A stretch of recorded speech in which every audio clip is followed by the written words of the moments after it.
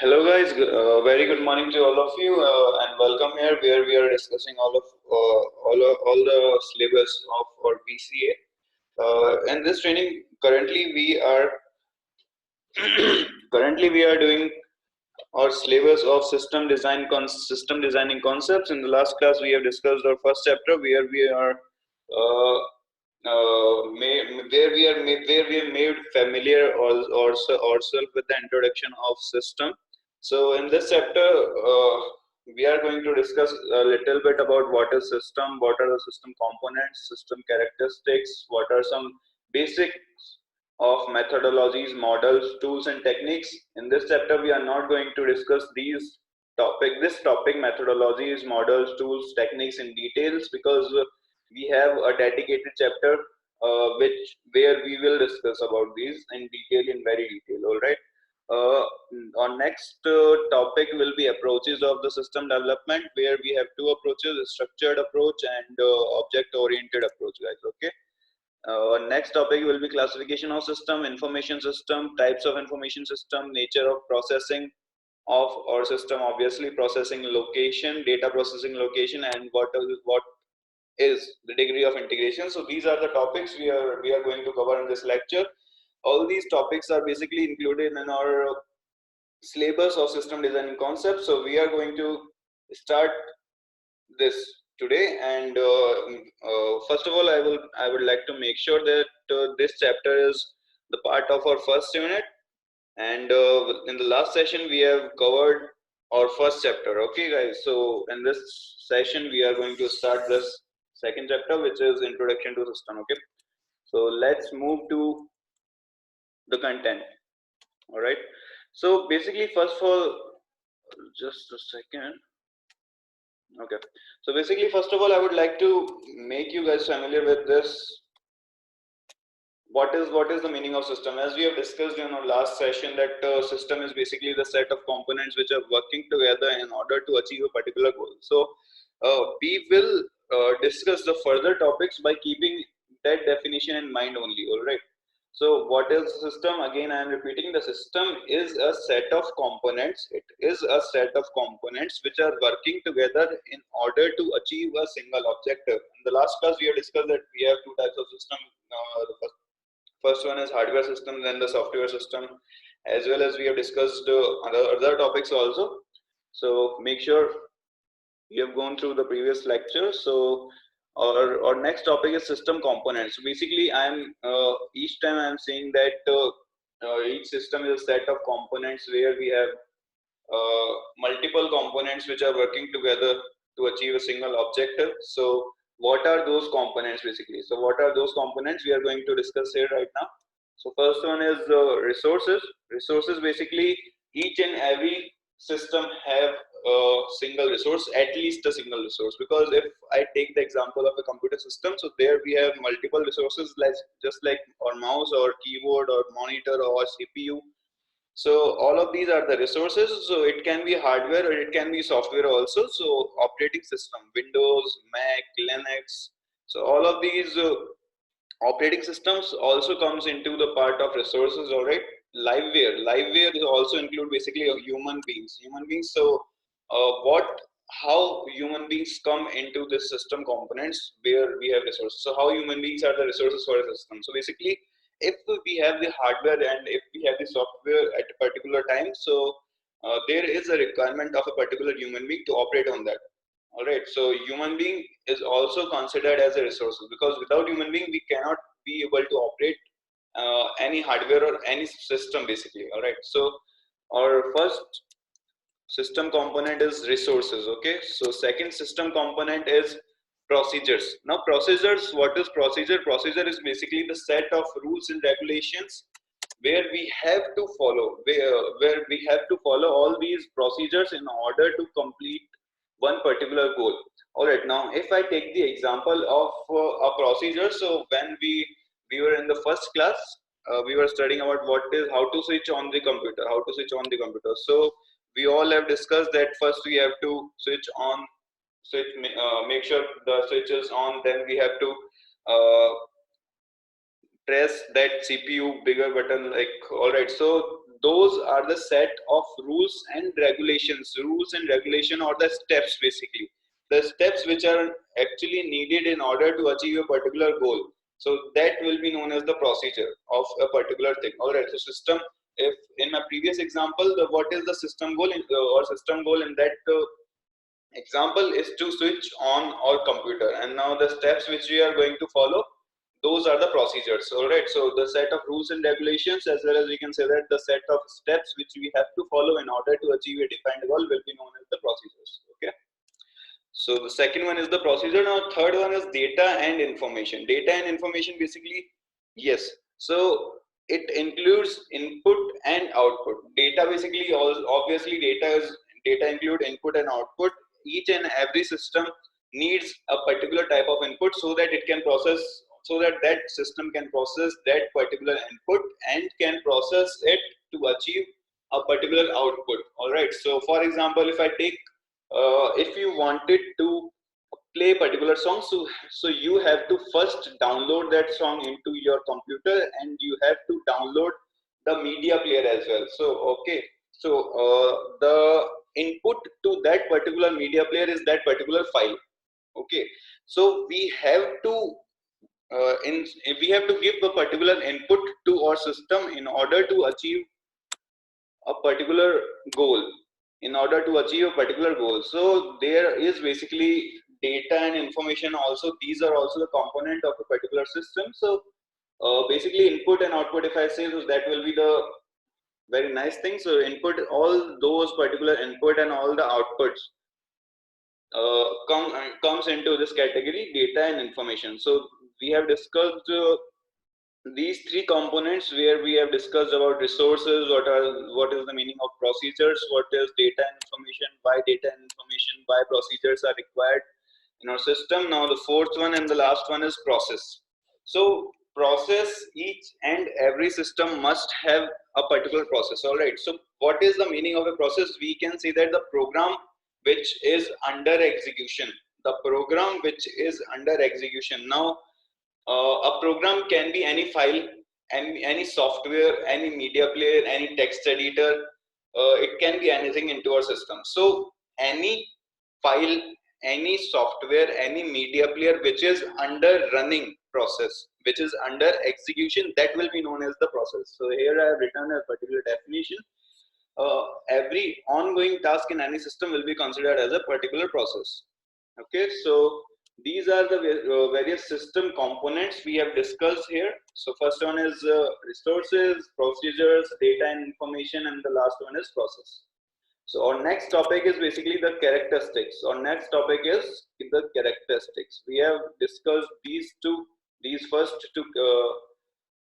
two topics in our chapter. Now the next topic is system characteristics. Basically, we all know that if we are going to study anything, all those particular things have some various characteristics. So each and every system have characteristics. If I define what is the meaning of characteristics, so the nature, basically the nature which all of the system have, the nature or the functionalities,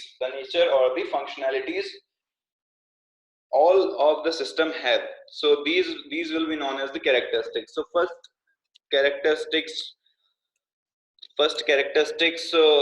which is necessary to every system, so which it is the objective, basically. So objective is a very main thing in, just a second guys. Yes, so we were discussing about the characteristics of a particular system. So in characteristics, we have discussed so far about is the meaning of objective. Each and every system must have a particular objective in order to achieve. In order to achieve it, basically we have to. What is the meaning of an objective? If I take an example, so if we want to play a particular audio song, then that is particular the objective. All right, so we have to play an audio, so that is the particular objective, or the task which we have to achieve, that is the particular objective. All right, so it is that it is must that each and every system must have a particular objective, what is to be done. All right, so that particular objective is basically given by the users only, as well as because each itself, each system itself does not have any objective. We have to set all these objectives, okay? Because users can only set the objective to a particular system. So the objective is also comes under the category of the characteristics. So if we go to the next point, which is the set of standards. So each and every system must have its own set of standards, which is basically required in order to maintain the uniformity,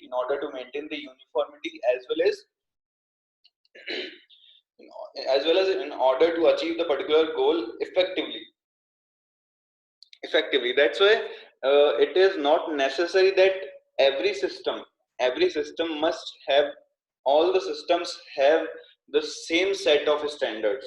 It can be possible that multiple system can have their own set of standards. It basically depends on the what kind of system it is, basically. Yes, so it is totally dependent on what kind of system it is. So it is basically the set of standards. If I talk, what is the what is the meaning of standards? So basically these are the rules. Set of standards basically the rules which every operator of that particular system have to follow in order to achieve a particular objective.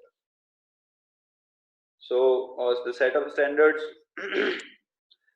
we have done the set of standards. What is the meaning of set of standards? And the next characteristic is the environment. Environment, basically we can say that the audience, and indirectly we can say that the audience. All right, so the environment uh, of that particular system, in which that system operates, or we can say that जिस environment के अंदर जिस users के लिए वो particular system बनाया गया है, उस एनवायरनमेंट को हम बोलेंगे the system environment. Alright, so इसके अंदर हमारे पास में दो एनवायरनमेंट्स आ जाएंगे, the business environment and the working environment. There is a difference between the business environment and the working environment. So we will discuss in future, because it is also a dedicated topic. All right, so let's move to our next. So for here we just consider that what is the meaning of environment.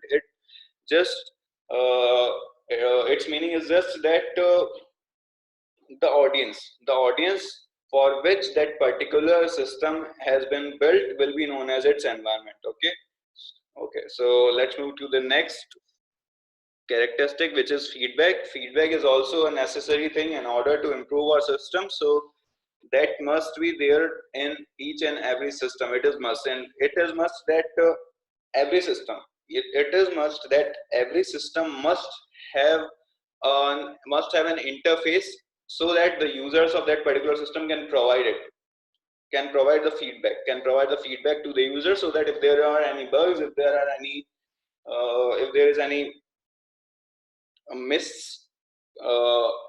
there is any exceptions, basically if there is any exceptions in the system, we can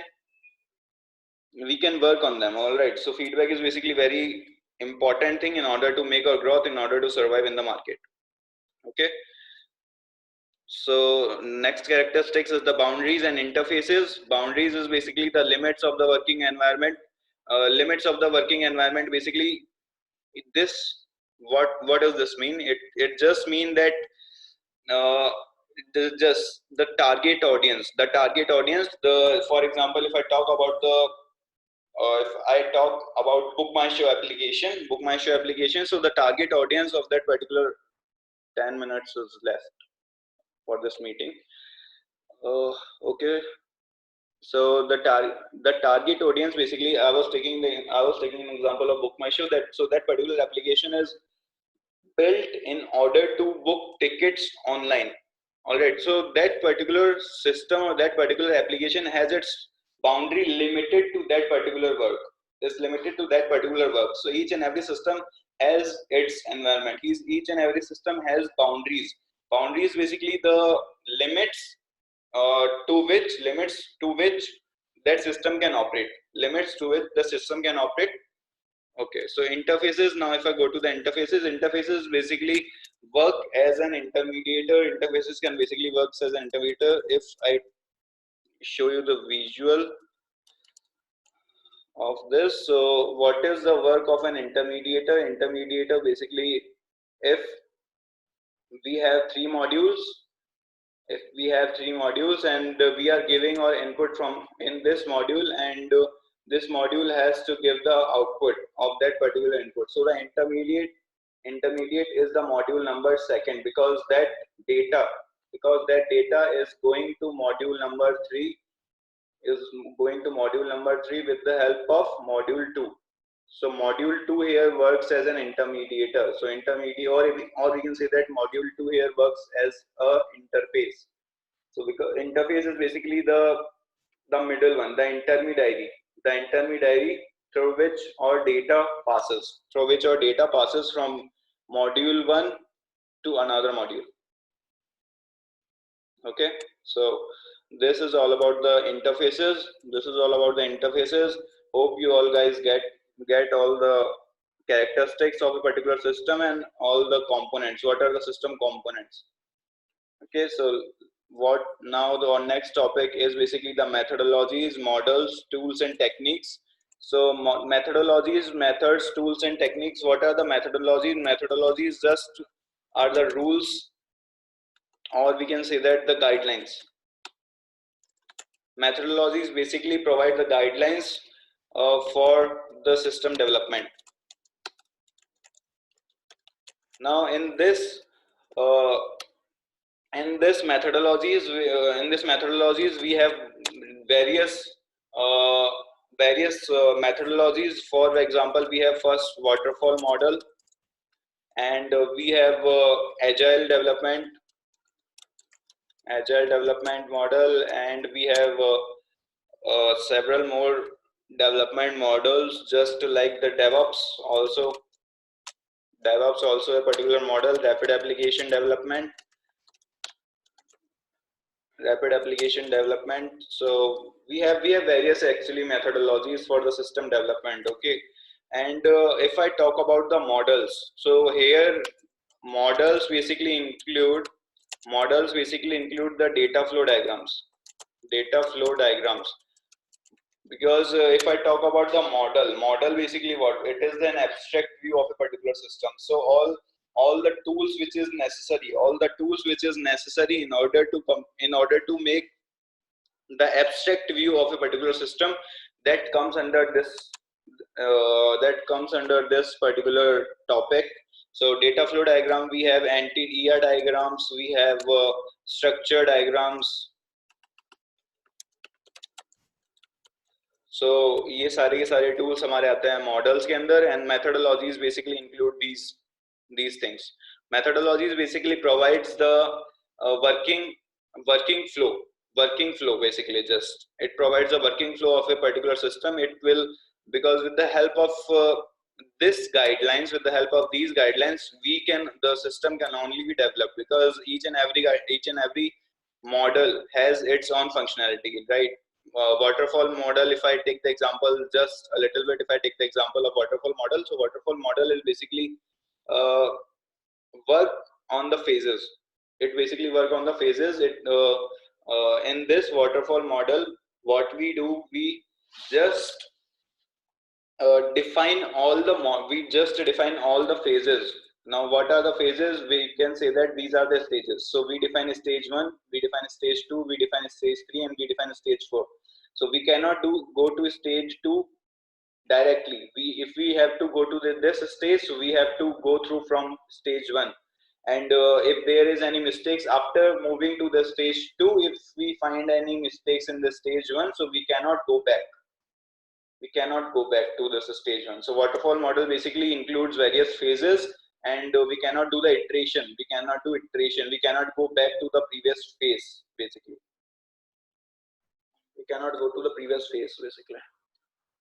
So we have this methodologies, models, we have discussed about these two, and the techniques. We have basically the techniques involves the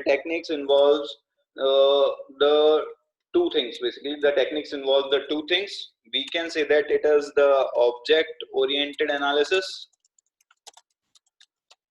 We can say that it includes the object oriented analysis, or data modeling, and relational database design. So it depends on us basically. It all depends on us which model, which technique we have to follow, which techniques we have to follow. Because just second. Yes.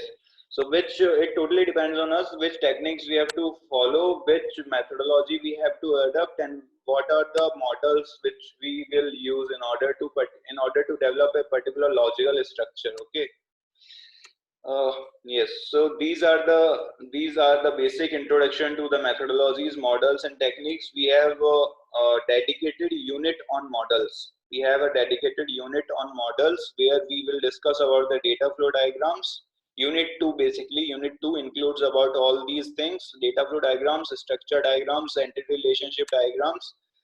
And our third chapter, in our next chapter, we will going to discuss about these things, these guidelines or these methodologies, and about object oriented. Yes, this is also included in the unit 2.